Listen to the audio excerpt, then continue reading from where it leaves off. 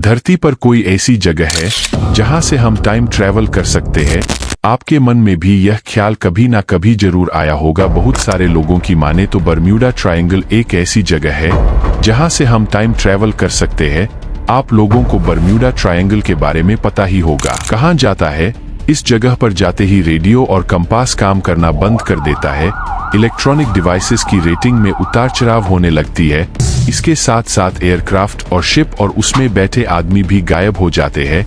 जब यह सारे घटना हो रहे थे तब लोगों ने अलग अलग चीज बोलना चालू कर दिया। कुछ लोग कहते हैं सी मॉन्स्टर है, कुछ का कहना था एलियंस रहते हैं, लेकिन कन्फर्म कुछ नहीं हो रहा था। द बीचक्राफ्ट बोनांजा नाम के एक अमेरिकन जनरल एविएशन एयरक्राफ्ट में 3 यात्री सवार थे। पायलट का नाम ब्रूस गर्नन था। ब्रूस गर्नन ने बहामा से फ्लोरिडा तक कई यात्राएं की थीं। उन्हें कभी कोई समस्या नहीं आई, लेकिन 4 दिसंबर का दिन नोटेबल था। एयरक्राफ्ट ने उड़ान भरी और जैसे ही एयरक्राफ्ट 10,000 फीट की ऊंचाई पर पहुंचा, ब्रूस ने आगे एक काला बादल देखा। जैसे जैसे विमान बादल के करीब पहुंच रहा था, बादल हर मिनट विशाल होता जा रहा था। ब्रूस इस बादलों से बाहर निकलने में कामयाब हो गया, पर जैसे ही विमान 11,000 फीट की ऊंचाई पर पहुंचा, ब्रूस ने एक और विशाल काला बादल देखा। उनके पास फिर से बादल के बीच से गुजरने के अलावा कोई ऑप्शन नहीं था। जब ब्रूस दूसरे बादल के अंदर गया तो चारों ओर घना अंधेरा था। सूरज की एक भी किरण बादल से होकर नहीं गुजर रही थी। उस दिन मौसम बिल्कुल सामान्य था और बारिश या आंधी नहीं थी। इसलिए ब्रूस को इस बात पर आश्चर्य हुआ कि एक के बाद एक काले बादल क्यों आ रहे हैं। जब ब्रूस बादलों के बीच से आगे बढ़ रहा था तब उसने एक चमकती हुई रोशनी देखी। ब्रूस को तुरंत पता चल गया कि ये बिजली नहीं थी, क्योंकि इस रोशनी ने पूरे स्पेस को रोशन कर दिया था। ब्रूस उड़ता रहा लेकिन बादल कभी खत्म नहीं हो रहा था। तभी उसने एक छोटी सी रोशनी देखी जो बादल के बाहर निकल रही थी। उसने एयरक्राफ्ट को सीधा रखा